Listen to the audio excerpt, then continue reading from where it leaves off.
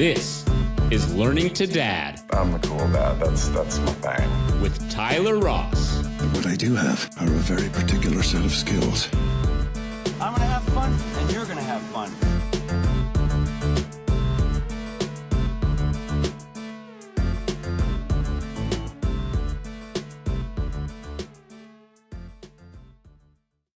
Yeah, I mean, I grew up here. I was in Seattle, Washington for maybe about a dozen years when I was an engineer up there.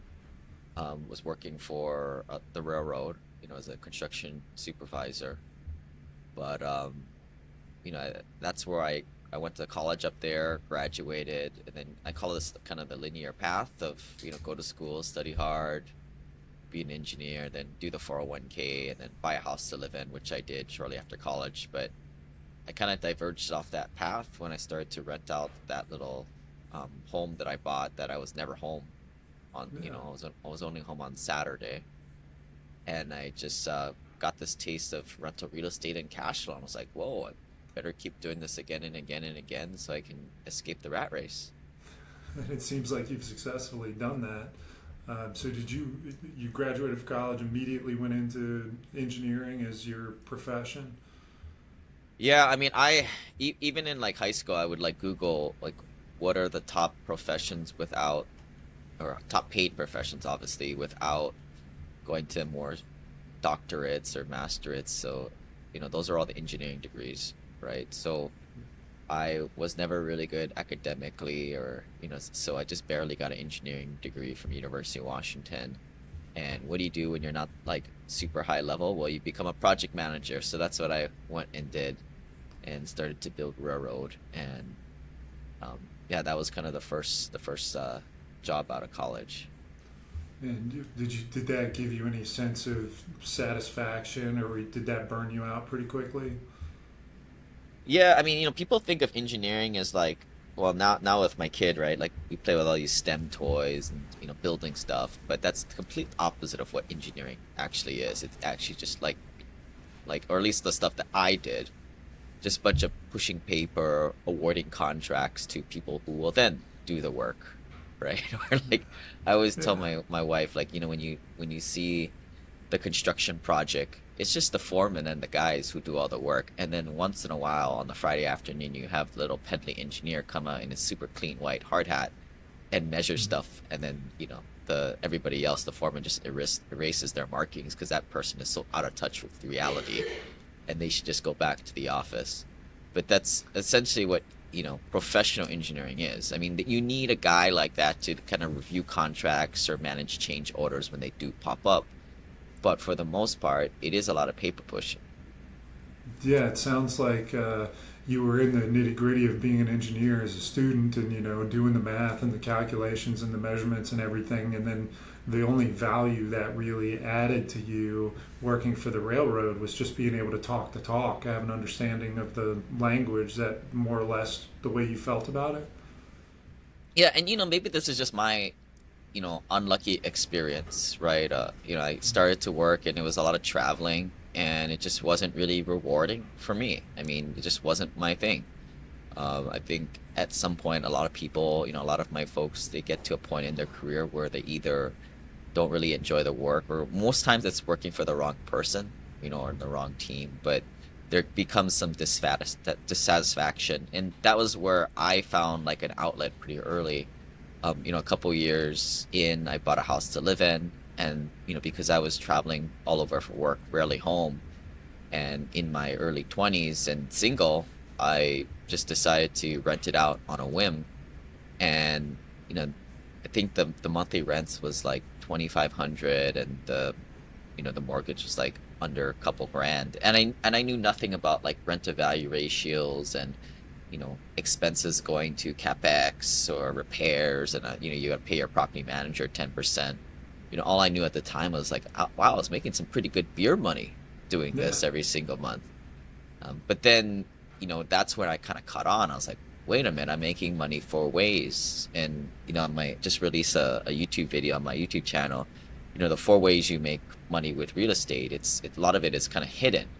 The biggest thing is obviously the tenant is paying down your mortgage for you, which is the huge difference between you owning your own house and you're the one paying down the mortgage and getting that built up equity. But when you add on the tax benefits, the appreciation and the cash flow, I mean, I was making like 20-30% a year on my money on it, like a simple buy and hold turnkey rental. And that was where I was like, well, why do I have to put my money in this 401k? Oh, I know why those guys came to present to us. They didn't do it for free, right? And this is how a lot of like we call it the traditional investing out there. And then this is where I started to find other accredited investors investing in alternative assets such as real estate and private equity. And this is where I realized that there was definitely like a counterculture out there of people investing off of Wall Street. Yeah, there's such a big jump between like being a 20-something-year-old guy renting your first primary residence and that being your first real estate investment to where you are now, where you've written. I mean, I don't want to do you a disservice by reading what you have right here. Tell me where you're at now, and then we'll have a conversation that fills in the gap. Yeah, I mean, the way I look at it, it's all just kind of vanity metrics. I mean, we run a private equity company where investors jump in with us, and we've purchased $2.1 billion of assets, about 10,000 plus rental units. But, I think what I try to go on, different podcasts, or especially my own, is just to kind of teach the guys getting started, right? Because the first one is the hardest one. That first rental property or that first syndication that you're investing $50,000 in as a passive investor, that's where it all started. And for me, that was 2009. I bought my first property, and then what people don't realize, like the next property, which was a duplex in Seattle, I didn't buy that until a few years later because it took me a while to save up, right? Yeah. And I didn't really know what I was doing. I didn't really know what to purchase, but I think if you consciously know like what you're kind of going into, you start to learn, you start to find the books, you start to find the podcasts out there, and you start to, kind of level up your understanding. I think the first thing is like to look at is like the rent to value ratio. You take the monthly rents divided by the purchase price. So that first property I bought, I believe, rented for about $2,500. And if you divide that by the purchase price, which was $350,000, you're under that 1% rent to value ratio, which isn't the best numbers, right? But that's what I started with. Today we have a lot of folks looking at properties that are in that $100,000 price range that rents for about $1,000 a month. So obviously, if you go by this rubric, all properties in like California, Seattle, like you're in DC, right? All those properties in primary markets just won't work, right? And we don't advocate investing in war zone areas, kind of like where you're at, like Baltimore. You don't want to buy out there; it's too dangerous. But there's a lot of places, the next rentals I bought, I got up to 11 rentals by 2015, which seems like a lot. And it was relatively quick, but it took a long time, right? From 2009 to 2015.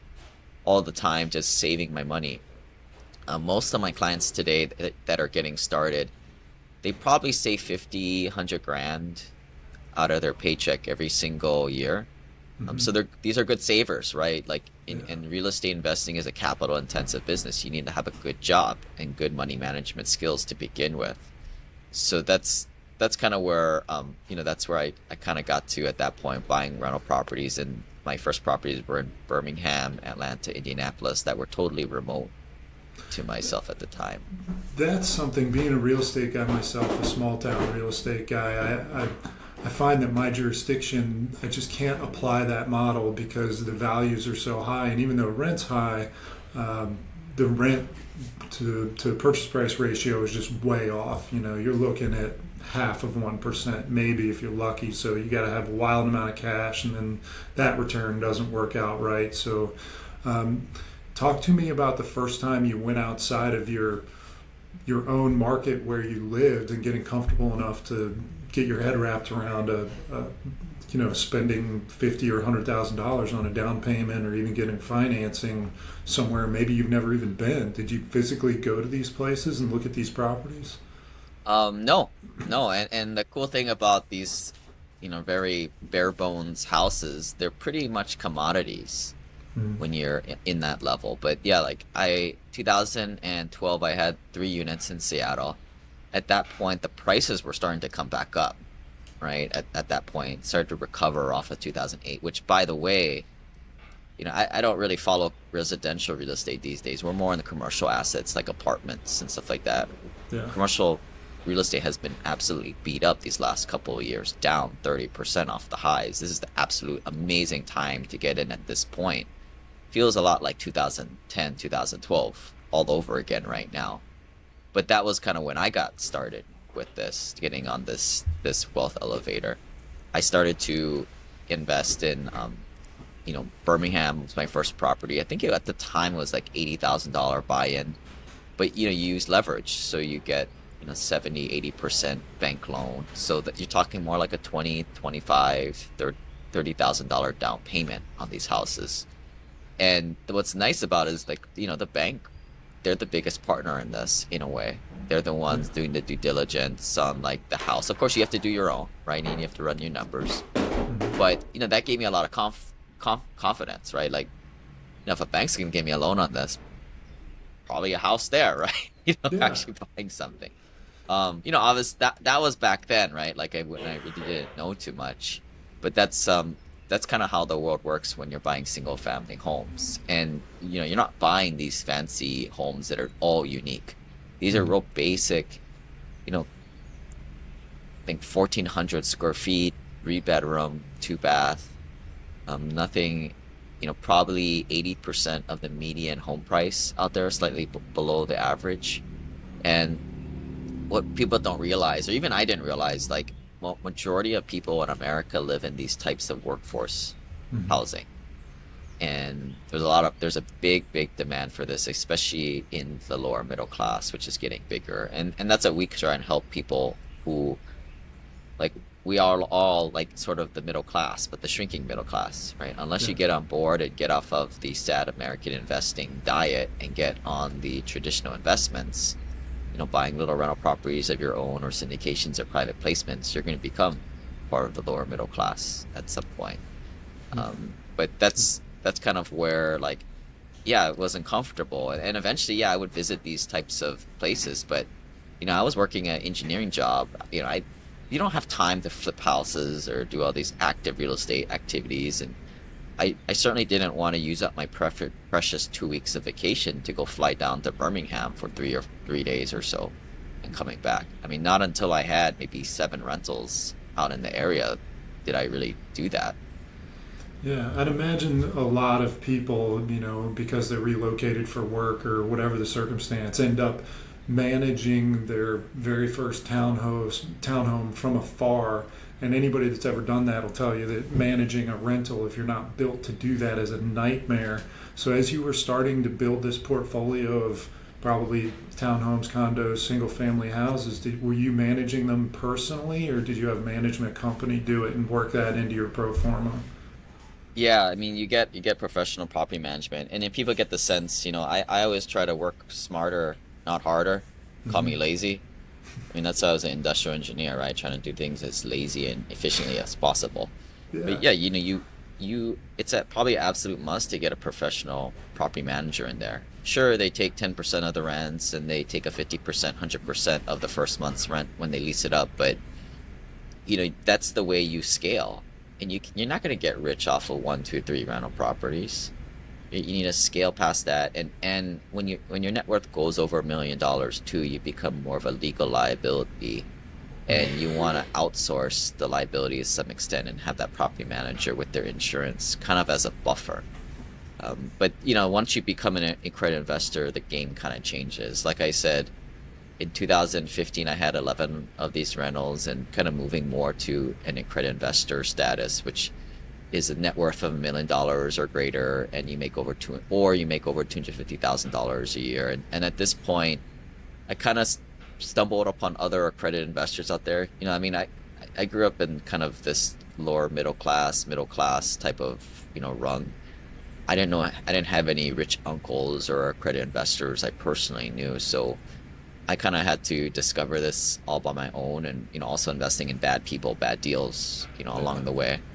But a lot of these accredited investors, with $1 million net worth or greater, they were all started with some rental properties, but they were all trading them in and going into much more passive LP holdings and syndications and private placements, mostly because of the legal liability, right? As a passive partner, you're not the person who gets sued when there's a slip, trip, and fall, murder, drowning, etc.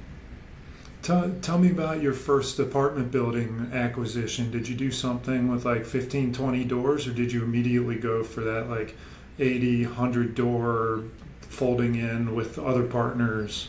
Because that's a market that I find it's either super small with like duplexes or quads, or it's like 80 doors and it feels like a little blind spot in there with 30, 25, 35 doors that is kind of no man's land. Yeah, I think the first deal I did as a passive was like a little 50 unit. And you're exactly right. There is a big no man's land between, a quadplex, which is 4 units, which can get Freddie Mac, Fannie Mae financing. But once you go above 4 units, you're in the commercial lending world. And because of that, you need to have economies of scale. And when you get above 40, 50 units, you can certainly justify a property manager to be on property at all times. Like they have a leasing office, people come and they look at the units. And then I think more importantly, I think you really need to get above 80, 100 units because, if you got that leasing agent there, but you really want to have a full-time handyman on staff. So you don't have to pay money for all these third-party repairs. That was the problem when I had all these single-family homes. To unclog the toilet, you got to call in the plumber, and you're gonna get charged like $600, and it's kind of ridiculous just to pull out the plunger. But that's just how it is when you're a landlord on that scale, and you have to utilize third parties. But a lot of our guys are HVAC qualified, and they take care of these smaller tasks, and it's all on salary, and it's just you're not paying for the job, you're paying for their time.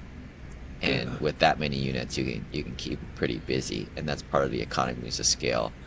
Like for example, I don't know if you remember, but in Texas, I think several years back there was the ice storms, unprecedented ice storms. Yeah, I remember that.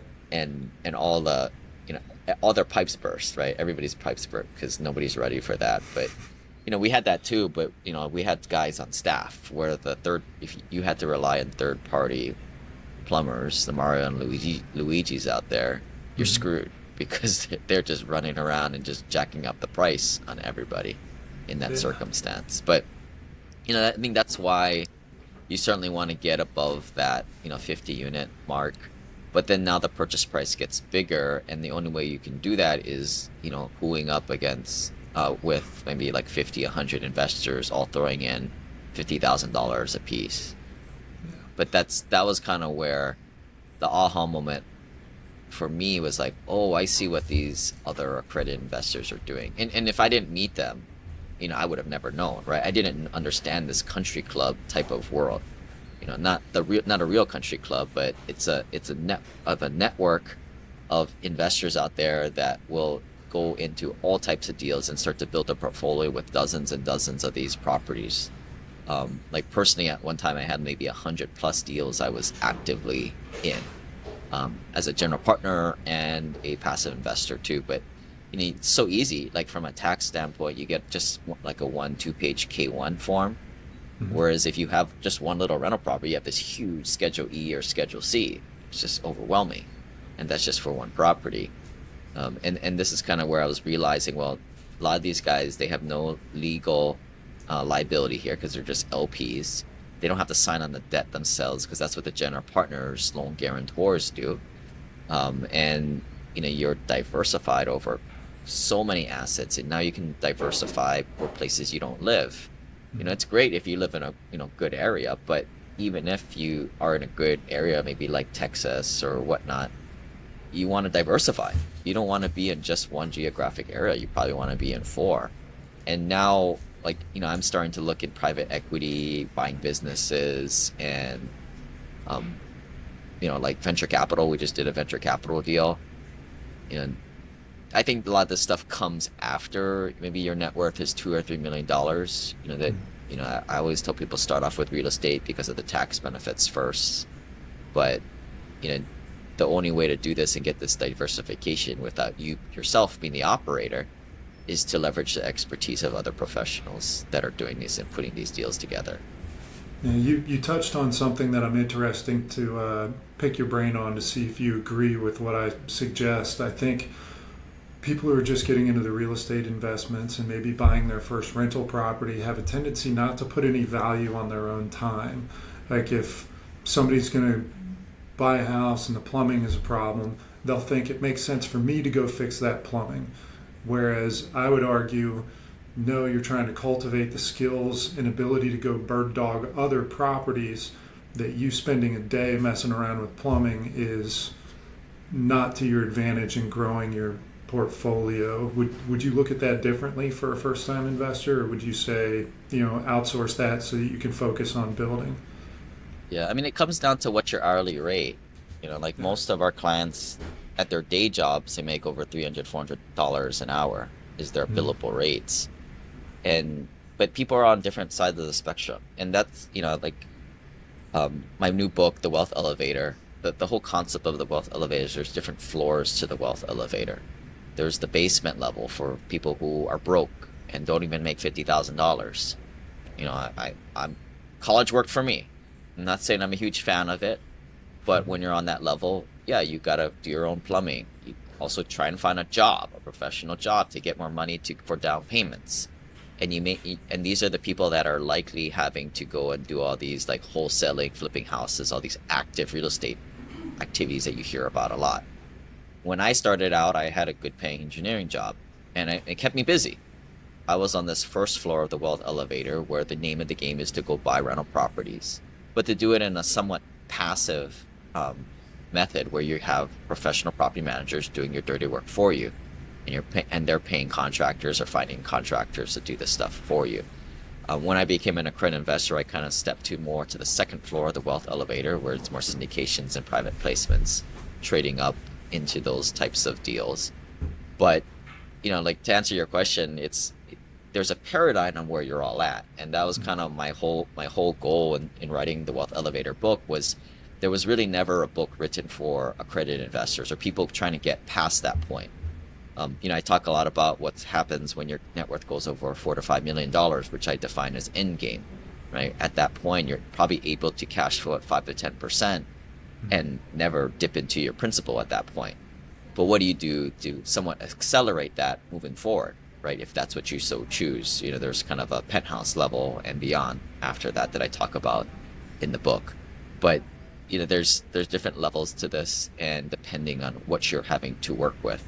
And like Dave Ramsey, I think cool guy. I think I like his message, but it's made for the masses out there who are in credit card debt, don't make at least $50,000, $60,000 at their day job. I think that stuff is great for them, but my main avatar are folks just like myself who, working professional, you're a good saver, $1 million net worth by the time you're 30, 40. But where do you go from there? I always liked Dave Ramsey, but when somebody said, if you could borrow $1 billion at 0%, would you do it? And he said no. I threw everything he said out the window. It's like, even if you just dump it into treasuries, you're making the spread. Like, why wouldn't you do that? And I think a lot of people probably aren't aware that they can leverage their 401ks or their IRAs to get involved in these LPs and other entries into real estate for the first time. If you worked with investors that are using self-directed IRAs and 401ks? Yeah, I mean, it's a tool, right? If that's where all your money is. And sometimes, some people come in, and especially if they're kind of following the rules of the game, majority of their investable assets are in these retirement accounts. Unfortunately, that's not where you really want it, right? And this goes completely against what we're all taught. right? You want your money sort of out of these retirement accounts so you can get the tax benefits from it today. That said, most people aren't investing in alternative assets such as real estate where you get depreciation and losses. So I guess it doesn't make a difference, right? But one of the big reasons why I like real estate, especially when you're under $1 million net worth, is you can get a lot of these passive losses, depreciation from the investments, and use that to offset your income and drive your adjusted gross income down. So especially if your income is high, right? Like a lot of our clients, they make $200,000, $300,000, $400,000 plus per year. So they're in those higher tax brackets. So they really need the passive losses to be coming from their cash investments. But an option is to invest through a solo 401k or self-directed IRA, but you don't get those passive losses from those investments to flow down to you personally to in tune drive down your adjusted gross income today. So it brings in a very complicated layer to this. I mean, I've got a lot of like free coaching calls like on my YouTube channel and website. I think it's thewealthelevator.com/coaching. And it depends on how much income you make. If you're in those higher tax brackets of $380,000 or greater a year as for a married couple, and then how much investable assets do you have? To me, like, it's in very rare cases does a retirement account make sense. Yeah. But it's like the whole idea, what kind of makes it fun for me on these individual coaching calls, every situation is a little bit different. So sometimes we go after we invest the assets that are cash is always first, but then we go look at the home equity in their home or their rental properties. Like most people, they're all taught that debt is bad and they need to pay down your mortgages. Not the case in our world, right? Like you want to take that money and have it work for you in other places. Ideally buying more real estate for you that produces more cash flow. But this is kind of where every situation is a little bit different. But this is kind of where I realize, what we teach is three main concepts. Investing in good deals with honest operators where you're able to leverage and do value add strategies. And a lot of that is just doing the due diligence on the operator and the deal. So we have a lot of content surrounding that. And then the taxes side, for high income earners, this is, I think, the number one thing. I've seen most people, they drop their taxes by about 10 to 20% right off the bat in their first year.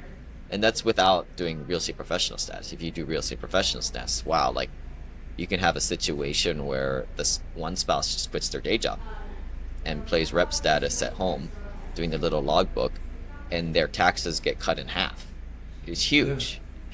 And what a great quality of life booster when one spouse is able to spend time with the kids, or I don't know, do whatever they want, I guess. If you don't have kids, you send your kids to school.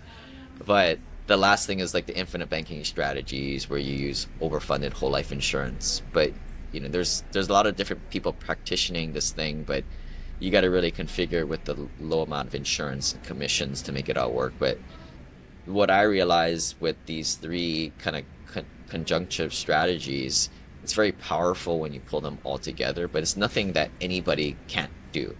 But boy, does it fly in the face of what normal financial wisdom and dogma is out there.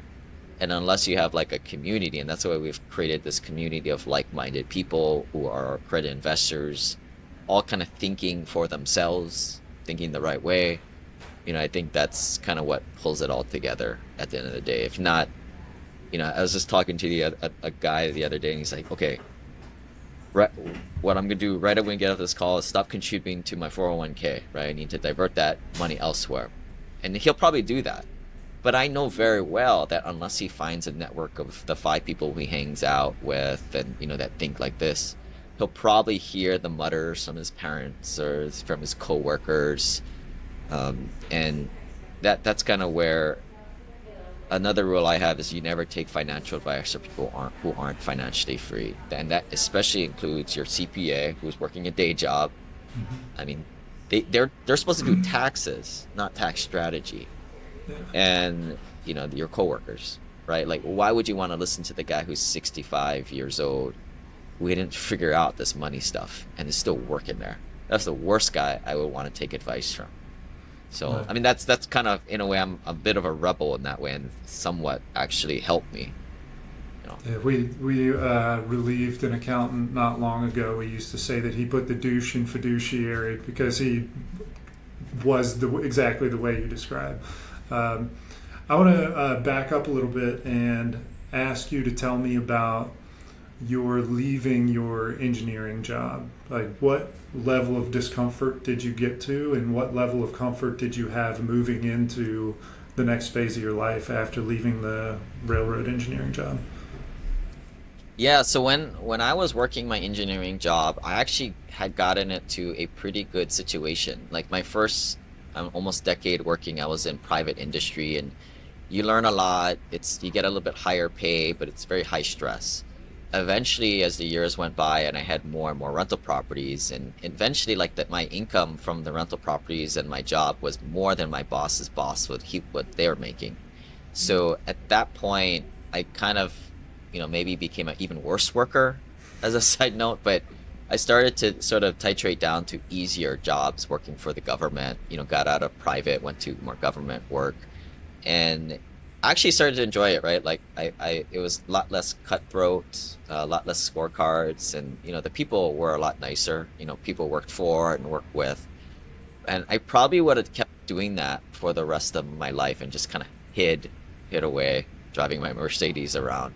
But we started the syndication company in 2016, and we started to bring in a lot of money. And by the time 2018 came around, I can remember having like 2 computers, and it just became a little irresponsible to be taking people's money away, and I had to kind of do it full time too.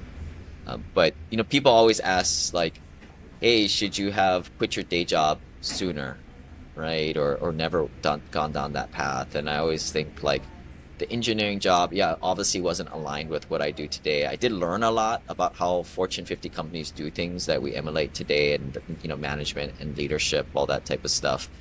But that job allowed me to kind of invest and gave me the capital, right? I mean, it allowed me to save. There were several years there where I was able to save $50,000, $100,000 a year that went straight to rental properties. And that was how I grew my net worth initially. When you're starting out on the first floor of the wealth elevator, that's the name of the game, is to build up capital. And an engineering job did that for me. And it allowed me to, slowly, build the systems in my business from a very lean standpoint, because I didn't have all day to, make the calls I needed to make, create the team, build the systems. So as soon as I quit my day job, I had all this time, and then that was kind of when we hit the road running with the business. So like, speaking to the entrepreneurs out there, there's some talk of people like, well, you need to just go for it. You need to, take the leap of faith. But if you don't have a working business at that point, you could just kind of hang yourself, and then you kind of run dry on, your daily expenses, living expenses at that point without that job. So it sounds to me like you grew incrementally and very conservatively, and then hit the ground running real hard once you hit kind of an inflection point. But when I ask you about risk, tell me about the time professionally or in your career where you felt like you were taking as much risk as you ever had. When I was working and buying these rental properties, I was never doing any renovations or construction like that. It was always just buy, hope, and pray model, which works. It's slow though. It is really slow. And, it took me well over, I quit 2018 and I started in 2000, graduated in 2007. So it took me over a decade, right, to finally quit my job. Granted, I had something to go into. I wasn't completely financially free at that point by my standards. But that was, I think that was important to kind of have that income, and in a way it's a diversified stream of income, right? That's what we're all trying to shoot for. But, I think that's what we're all trying to do is essentially, the Rich Dad, Poor Dad book, I think it's a great book. I think it says very little in a lot of words, and that very little is essentially, hey bro, buy some assets, whether that's real estate or other investments, and over time those will allow you to buy more investments, and at some point you're financially free, you're zero gravity. You've got, it produces more income than you can spend, and it's that you just have to keep feeding this beast in a way, and the day job allows you to do that. So it sounds like you've got one child, correct? About 3 years Yeah. old, a daughter. So it sounds like you had already become financially free by the time you had your child. But I'm sure having a child impacted the way you go about your work, changed your schedule, changed your life, maybe even changed your approach. Could you talk about that a little bit?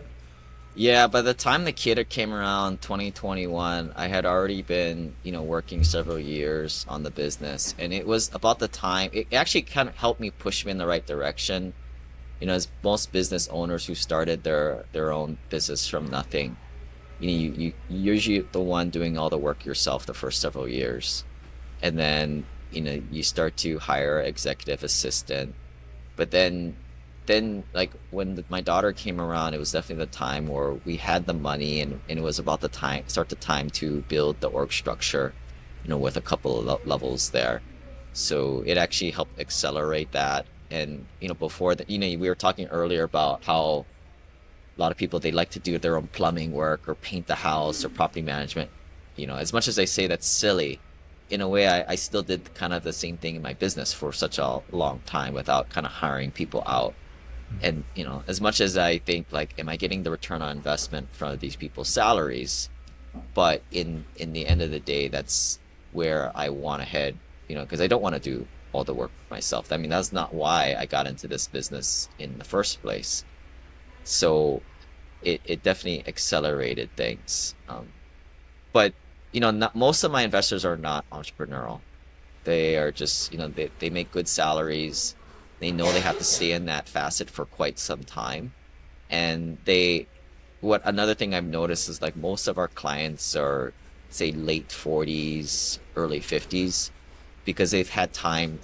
Time is one of the biggest indicators of wealth, because you need time to accumulate wealth and assets. So that's usually about the time that most good savers, sure, they may be investing in the sad American diet, the 401k type of stuff, but their net worth usually becomes about $1 million, $1.5 million at that point. And then they look up and they're like, well, there has to be something better. What are wealthy people doing? Oh, what's this private placements and syndications world? And I've always kind of seen it as, why don't we have investors that are kind of like my age right now? Well, there's sort of this black hole in terms of, like, when you have a kid to about when they're like 9 or 10. We don't see very many clients that age. I mean, of course, we see a lot of the young guys that make, $150,000 right out of college and are good savers and don't have any expenses, like how I did. But, like, most of the people these days that we work with are a little bit older and have kind of gone through that fatherhood stage and, had time to have their net worth kind of mature on them. But, man, like, I guess what I'm like, wouldn't it have been nice to start in your 20s and 30s and then have kind of a clear conscience of, like, your money is, like, well beyond what most people are doing, and you're in this, waiting game anyway, but to spend your time with your kids during that time, I mean, I guess not everybody's going to be as lucky, I guess, to kind of stumble upon this stuff early, but some of our younger people, they get it. They completely get it, right? Like, earn in your 20s, cruise in your 30s with your kids, and then once you let your money kind of simmer there, really start to grow it in your 40s and 50s, and then retire. I'm on exactly the same page. My kids are just hitting 8 and 9. I'll be 41 in a week, and I feel like as much as I've made over the last 10 years doing what I'm doing, I feel like it's only going to accelerate as a result of the kids having other things to do and spending time with their friends. And my role as a dad is changing. I don't have to physically, I want to be, but they're not going to want me to be as physically present as they want me to be now as they get older and more independent. So like, as a father of a 3-year-old, like what do you feel like your role as a dad is like now, and how do you see it progressing over the next 5-10 years? I don't know. I'll be honest. I don't really like the little kids. I think like the teenagers are more fun because I can have conversations with them. Yeah. But I think that's like me and my spouse can make a good team, right? Yeah, you're starting to hit the fun part at like 3, 4, 5, but man, that 6 to 9, 6 to 10 is a freaking blast. So I know you actually have to take your daughter to school here soon. We're in completely different time zones, and I would love to unpack more parenting stuff, but in the interest of our time, I'll hit you with some rapid fire questions, some lightning round. So first, to start, is there a dad figure, fictional, from TV show or movie or in real life that you've admired and tried to emulate or wish to emulate? We talked about, I'm in a business mastermind, Vistage, and we talked about like the different generations, Gen Z, Millennial, Gen X, and then the differences between them. My takeaway from that, and this is working with employees, right, which I think somewhat emulates, parenting.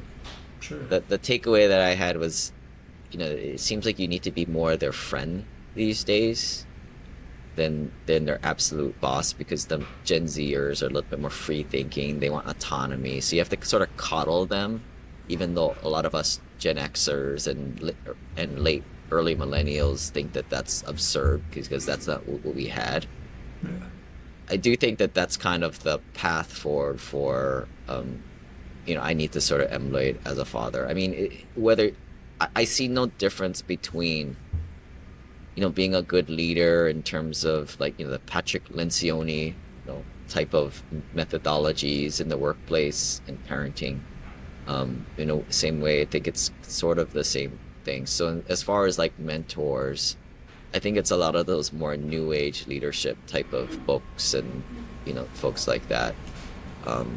As far as like, I don't really look at like other people as mentors, because you never know what they're doing behind closed doors. Mm-hmm. Right? It's just like relationships, like, oh, so and so, they seem to have a great relationship, and I'm like, you never know. You don't have a clue, dude. Right? So that's why I don't really look to other people on that. But I kind of try to take what from business and into parenting, which some people would say like, geez, like whenever you get off of the whole business thing, right? It's like, well, hey, that's what I do, and that's why maybe we're a good diversified team here. Thinking of your daughter, what are 2 or 3 characteristics that you hope to cultivate in her prior to her, full independence? Independence, I think that goes hand in hand with the financial freedom, right? You don't want to have to work a job because you don't want to. You want to have the freedom to do what you want, where you want, with whom you want. Money's not everything, but it gives you choices and it allows for freedom. The other thing is the courage. Courage is a big thing. Courage to do something outside the beaten path. Unfortunately, she's never going to have to get out of her comfort zone and take a HELOC on her house and be worried about making those debt service payments. Her dad's going to set her up multiple 7 figures. She's just not going to have to mess it up. But that's, so I don't know. Maybe the courage to do something that is a good beneficiary to society, that allows her to apply herself and keep busy and be happy. But I think that's, rich kids have it hard too, unfortunately. Let's suspend space-time reality for a moment. Money. If you could give a gift to every father on the planet, what's a gift you would give? I don't know, $5,000-$10,000 of passive income every month. I love it. Right. I think, but that said, money magnifies things. If you're lazy and you watch Netflix all day, where you're just gonna go buy a bigger TV and watch more Netflix and play more video games. If you're conscientious and you value certain things, you're gonna take that time, that money, essentially time, and you use that time in a certain way. When in your life do you feel the most love? I don't know. I think when we have like parties, or I think that's kind of fun. Um, I think parties, you need to spend some money for sure on those things. It's tough to be a frugal partier, Yeah. but that brings people to the watering hole and brings people around. And for wealthy people, I mean, after I kind of mentioned it earlier, we try and shoot for getting people to $4 or $5 million net worth. At that point, money, or certainly even around 2.5 million, I think, money becomes less of value, and more of it is time. And at that point, also, it's social relationships is the currency of the wealthy. You start to really, really realize that. We need people. We absolutely need good people around us. Let's ask one final question, but first, tell anybody listening where they can find you, website, where they can find your book, listen to your podcast. Yeah, if you like podcasts, check out The Wealth Elevator, iTunes, on YouTube. We've got the YouTube channel too, if you Google that. The website is thewealthelevator.com. And check out the new book, The Wealth Elevator. And if you guys need any help, Lane at thewealthelevator.com. Cool. And my final question today is, in the event that this recording lasts forever and generations of your family, your daughters, sons, great grandchild, a message, an evergreen message you would share with every generation of your family moving forward? Oh, I don't know. Hopefully, there's still a dollar out of the legacy estate at that point. But if not, somebody screwed it up along the way. But no, I don't know. I mean, we're all kind of given us a life to do what they want. Money allows for freedom and it gives people choices. But I don't know. And go live your own life, I guess. I ain't around to dictate things. Right on. Well, thank you very much, Lane. All right.